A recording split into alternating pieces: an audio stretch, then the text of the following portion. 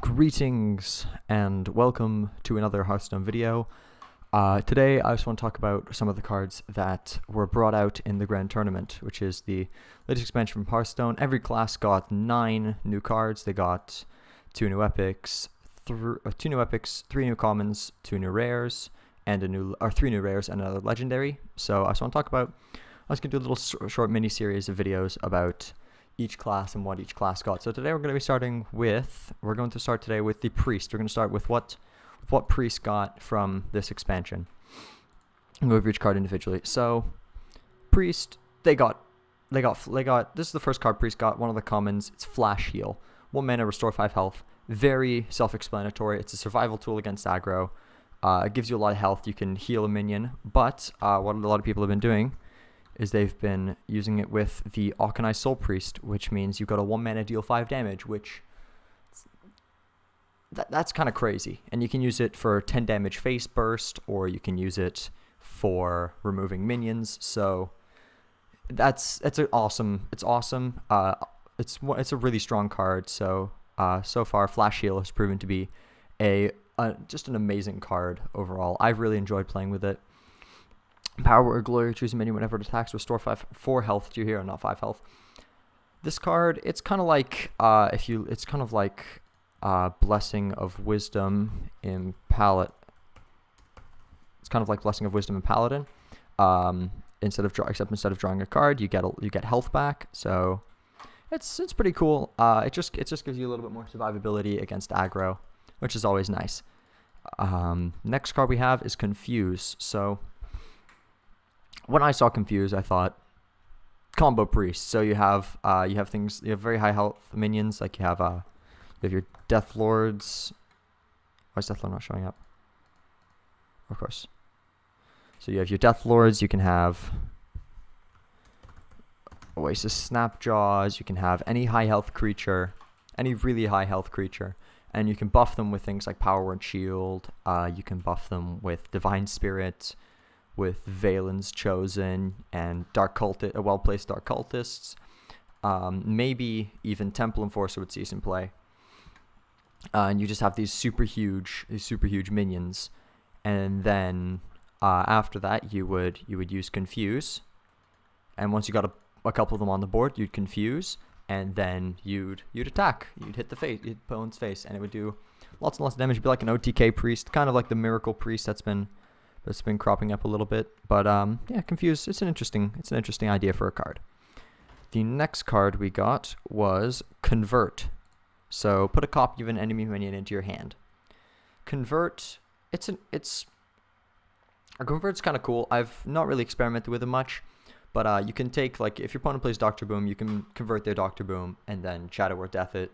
For 5 mana, you've killed their Dr. Boom and given yourself 1. You can play the Dr. Boom. Or for 2 extra mana, you can copy an opponent's minion. So it's kind of like, if it's a small creature, it's kind of like a Faceless, but you don't want to Faceless a small creature. If it's a big creature, it's a more expensive Faceless. So I don't know.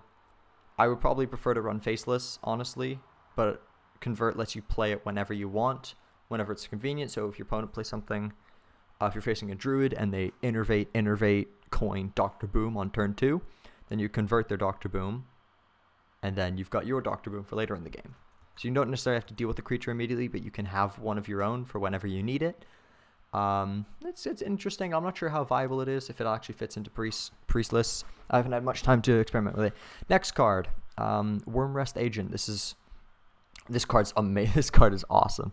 A 2/4 taunt for 2 mana, and you need a dragon. But if you're with the new Dragon Priest deck, this card works really well because you have Dragonkin Source. I run Dragonkin Source on mine. Twilight Guardians, Zerdrakes, Chill Maw, Ysera. If you've got a good few dragons. Twilight Whelps as well. So you're always going to have dragons in your hand to activate this guy. To activate this guy's effect, you're going to get a 2/4 taunt. That's really, really strong. It's anti-aggro. It slows down aggro a lot. Like when your opponent plays Knife Juggler, you play Wormrest Agent. Well, how do they deal with it? They play a creature, hope the knife hits the Wormrest, and then trade the Knife Juggler. So this thing kills Knife Juggler, potentially survives the Knife Juggler. So that's why it's awesome. Next card we got for Priest is Shadow Fiend. Whenever you draw a card, reduce its cost by 1. Basically a smaller, worse Thaurissan. This card, because you have to draw the card, it can't just produce a cost of a random. If it was a card already in your hand, it's not very good. You need to kind of combo it with things that draw, and you look at what cards draw. You got Northshire Cleric and Power Shield. You have to play with Northshire Cleric and Abundance of Healing. You could like play Shadow Fiend, Mass Dispel, silence all enemy creatures, draw a card, reduce its cost a little bit. You have Loot Hoarders, you have Novice Engineers, Acolytes of Pain, Cold Light Oracle. You can get a couple of cards reduced. Dancing Swords is no, that's no. Gnomish Experimenter, well, we don't talk about Gnomish Experimenter. Coal Master, you need to already have a board established to sacrifice off and then play this guy in to get a bunch of creatures. I get a bunch of card reduction. Gnomish Inventor, I could kind of work with Gnomish Inventor.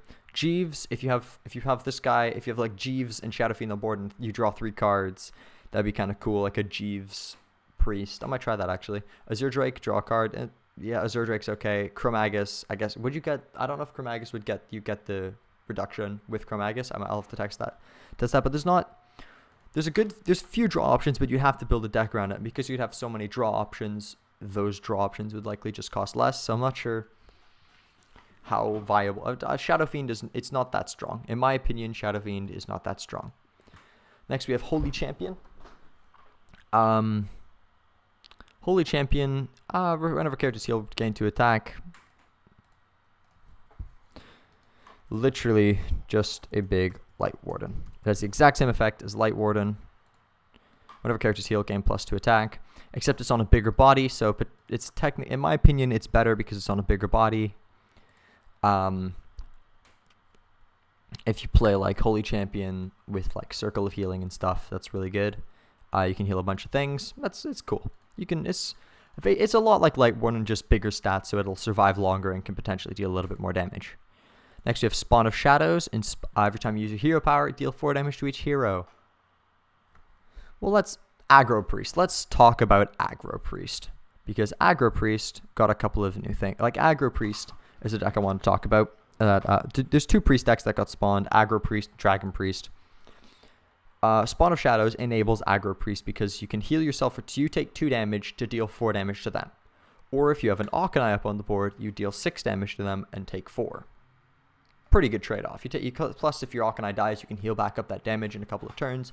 You have a lot of healing options, so Spawn of Shadows can work. It's strong in aggressive decks. It's something that it demands to be answered. If it's not answered, it'll deal more and more damage to them.